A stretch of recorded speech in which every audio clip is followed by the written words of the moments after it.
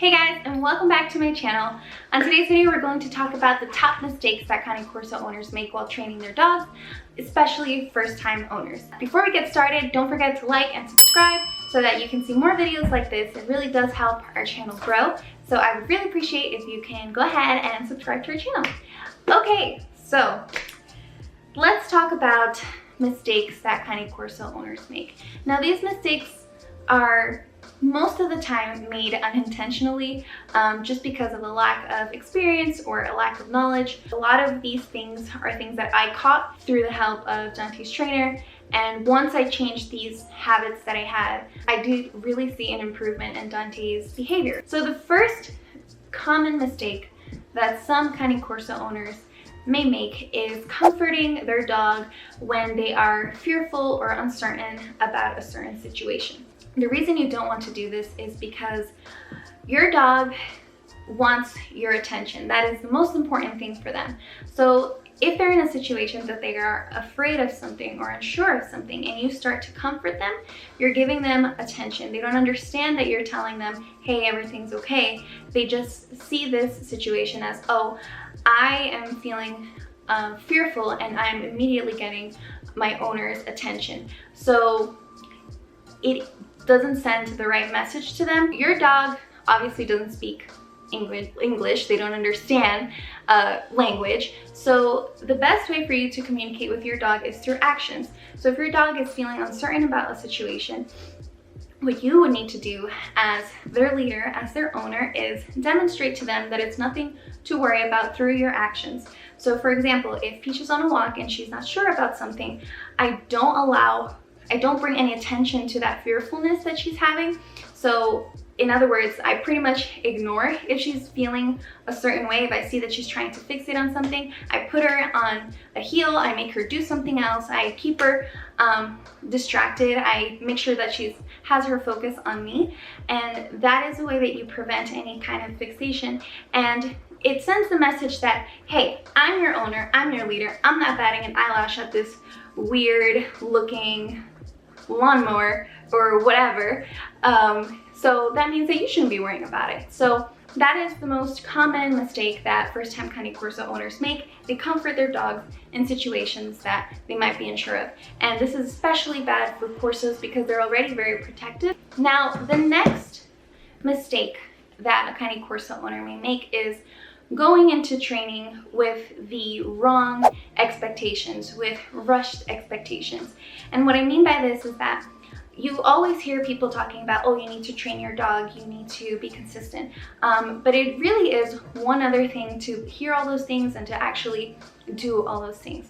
What I see a lot is that sometimes some owners have the wrong expectations in training when they think that it's going to be way easier than it is, and they think that their dog is going to understand immediately a command that they're teaching them, when that is really not the case. It takes a lot of time for your dog to actually perfect a command. To this day, Dante's almost 3, and we're still always working on training. It's like a muscle. If you don't train it, if you don't exercise it, it's going to get weak. So that is something that is very important. And I feel like that's a big mistake, that sometimes people go into owning a Cane Corso thinking that the training is going to be way easier than it is, or thinking that maybe, oh, pinning it on the dog, that they're super stubborn, that they're very this, that they're very that, when in reality, it's just a matter of being able to be more consistent. And while we're talking about having the wrong expectations, another mistake that Cane Corso owners make is having the wrong expectations about training tools. Training tools are not a quick fix. They are a way to assist you. They're a way to build on that foundation that you are supposed to be creating and making with your dogs in their training. Another mistake that you may be making with your Cane Corso is slacking off in training. And what I mean by that is that you only look at training as training needs to be done from 4 to 5. And outside of that time, we're not training anymore. So that is a huge mistake, because your dog is constantly taking things in from their environment. They're constantly learning. They don't know that you are picking a certain time to train them, so you need to be training them all the time, actively and passively. And what I mean by that is, yes, For example, with Dante, I'll try to separate some time in the day to work on something specific. Maybe I want to teach him something new, so I'll spend one-on-one time with him. But throughout the day, outside of that time that I have reserved for that, I am always reinforcing behavior that I want him to do. So for example, I never give him anything just because. He works for whatever I give him. So I'll make sure that he sits before I give him something. I'll make sure that he goes down before I give him a little pet. I'll make sure that he waits before running out of the door. Those are the kind of things that need to be practiced all the time. So that is another thing. Training is not about setting a time, reserving the special time for your dog. They don't differentiate that, they don't understand.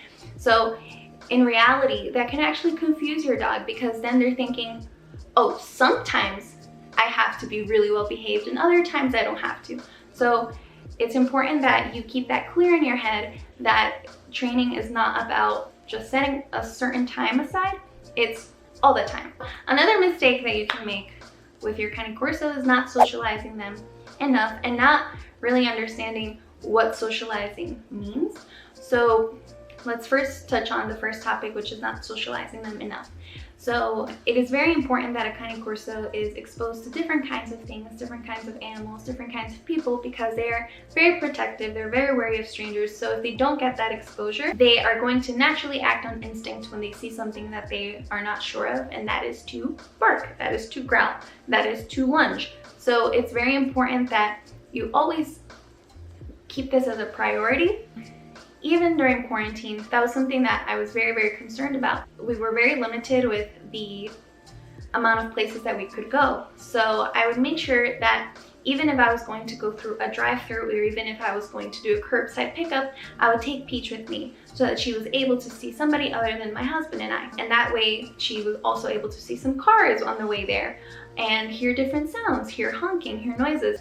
Now, let's touch on the other part, which is not really understanding socialization. You have to understand that you want to get to a point that your dog is at least neutral to different kinds of situations. Don't expect your Corso to be like a golden retriever. Don't expect your Corso to like everybody or to be asked to get pet by everyone, by strangers. They're not like that. They're, you know, if you wanted a dog that was very friendly, then maybe a Corso is not really the dog that you should be looking into, because they are a you person, you as in the owner, but not so much people person. And that is something that is a struggle, and that is something that, again, that's why it's important you have to socialize. But anyway, you have to understand that your goal is to get your dog to be neutral, to get your dog to be obedient in different kinds of social situations. For example, Dante, as I've mentioned before, he is way more wary of strangers than Peach is. So when I'm with Dante, I'm always on top of him to make sure that he is not having impure thoughts. And what I mean by that is making sure that he's not staring at somebody for too long, and that he might not like something and let it turn into a bark.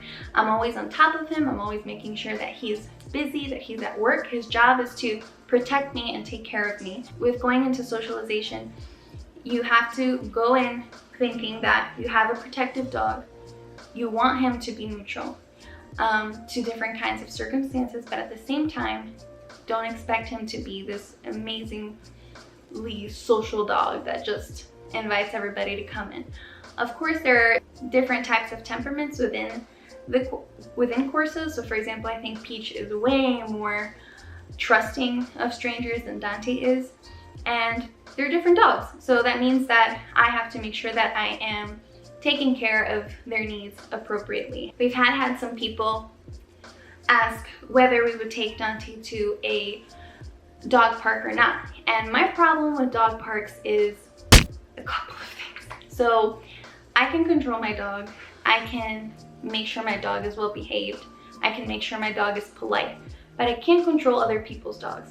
And having a big dog like this is a huge responsibility, and it's something that I don't carry lightly. So I always tend to think, okay, if something were to happen, if another dog was disrespectful, another dog were to start it, it's always going to be Dante's fault because he is the big dog, he's the scary looking dog. So with that in mind, I make sure that I'm very, very cautious in the places that I socialize Dante in, and Peach. I make sure that I am setting them up for success.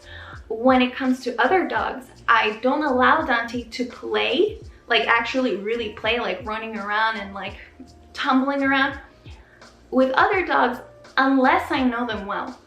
And the reason for that is because I don't know how other dogs were trained. I don't know if they're going to interpret something that Dante does as something of a threat. I don't know if those other dogs are insecure.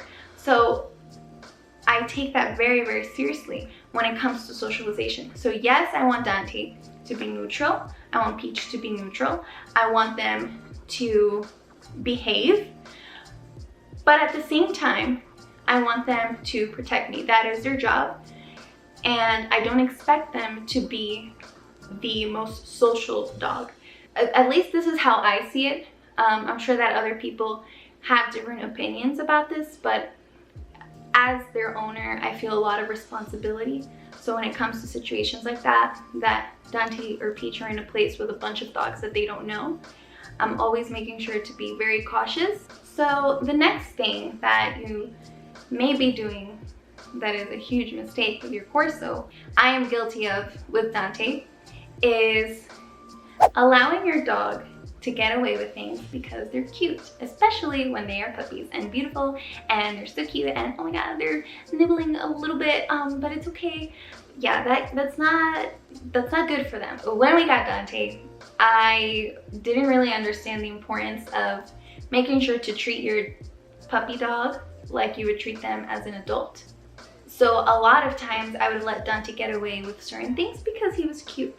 So that is a big no-no. That honestly came back to bite me in the butt because when Dante was in his teenage years, he was very, I was almost gonna say hard of hearing, but that wasn't the case.